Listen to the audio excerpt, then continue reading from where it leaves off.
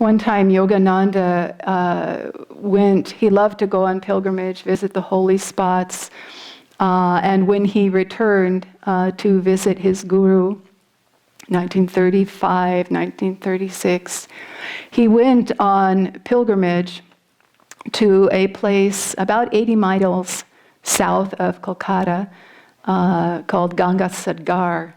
And every year, on a particular day at a particular time, it is a celebration of holiness. It's a sacred event. It's at the point where the river Ganga, it spans out very, very wide, and it meets the Bay of Bengal. I don't know what the sacredness in particular is about it, but it's one of Mother India's many holy sacred sites.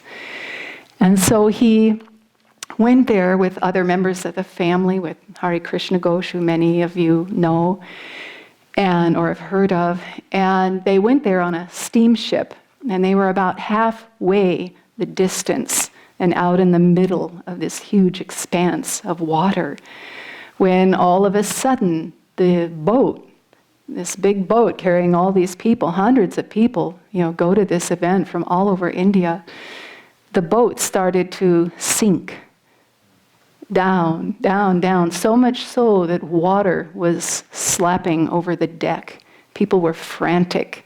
The steward of the ship, of the boat, the captain, was frantic, and people were running around.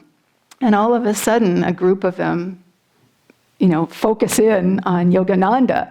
And he's, dressed in orange. He's this Swami, ochre-clad robes, and all of a sudden they're running up to him and saying, please, please, please, save us, you've got to save us.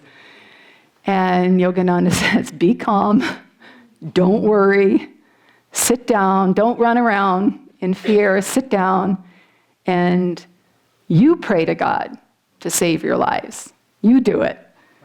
And they sit down and they close their eyes, they get calm and still for about 5 or 10 minutes, he said. And then, all of a sudden, the boat started to lift up again out of the water, and it was buoyant, and they were able to continue their journey. But these people said to Yogananda, thank you, thank you, thank you, you've saved our lives. And he said, no, I didn't save your lives. You prayed to God, and you saved all your lives. And, he wanted them to have that experience. They were receptive. They prayed with intensity. They prayed with one pointed focus. And they drew that divine response. And again, as it said in the readings, that was the power of Yogananda's life. He just showed what a living reality, what a living truth this form of communication, of exchange is with Divine Mother.